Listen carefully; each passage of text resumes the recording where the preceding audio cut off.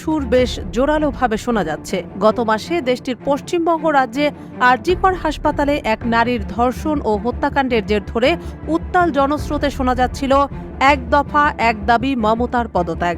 এবার দেশটির আরেক রাজ্যে গত কয়েকদিনে খুব চেনা হয়ে যাওয়া ওই স্লোগান সামান্য বদলে নরেন্দ্র মোদীর পদত্যাগের শোরগোল শোনা যাচ্ছে।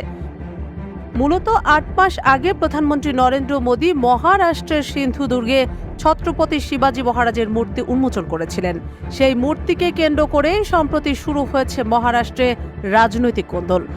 আসন্ন মহারাষ্ট্রের নির্বাচনের মাত্র কয়েক মাস আগে সিন্ধুদুর্গে সেই নবনির্মিত শিবাজী মূর্তি ভেঙে পড়ার ঘটনায় ফুঁসছে রাজ্যের বিরোধী জোট। যদিও এই ঘটনায় ক্ষমা চেয়েছেন খোদ প্রধানমন্ত্রী নরেন্দ্র মোদী। তিনি ক্ষমা চেয়ে বলেন, ছত্রপতি শিবাজী মহারাজ শুধু একটা নাম নয়, তিনি শুধু রাজা নন, তিনি আমাদের ঈশ্বর। আমি তার পায়ে মাথা ঠেকিয়ে ক্ষমা প্রার্থনা করতে চাই। যারা ছত্রপতি শিবাজী মহারাজকে আরাধ্য বলে মনে করেন তাদের কাছেও আমি মাথা নত করে ক্ষমা চাইছি। তাদের ভাবাবেগ কতটা আহত হয়েছে সেটা আমি বুঝি।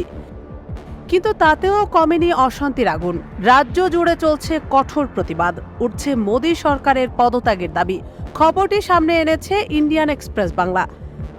ছত্রপতি শিবাজী মূর্তি ভেঙে পড়ার প্রতিবাদে মোদীকে হুঙ্কার ছুড়লেন উদ্ধব ঠাকরে। সিন্ধুদুর্গে শিবাজী মূর্তির পতনকে মোদী সরকারের পতন হিসেবেই দেখছে বিরোধীরা। শিবাজী মূর্তি ভেঙে পড়ার প্রতিবাদে বিরোধী দলগুলো গেটওয়ে অব ইন্ডিয়ার দিকে মিছিল করার সময় প্রাক্তন মুখ্যমন্ত্রী এবং শিবসেনা নেতা উদ্ধব ঠাকরে সরকারকে মনে করিয়ে দেন যে মহারাষ্ট্রের জনগণ তাদের কখনোই ক্ষমা করবে না। উদ্ধব ঠাকরে বলেছেন, আমরা এখানে জড়ো হয়েছি এই দুর্নীতিগ্রস্ত সরকারকে ভারত থেকে উৎখাত করার জন্য। এদিকে আসন্ন বিধানসভা নির্বাচনকে সামনে রেখে এই ধরনের প্রতিবাদ রাজনৈতিকভাবে উদ্দেশ্য প্রণোদিত বলে অভিহিত করেছেন রাজ্য বিজেপির মুখপাত্র কেশব উপাধ্যায়।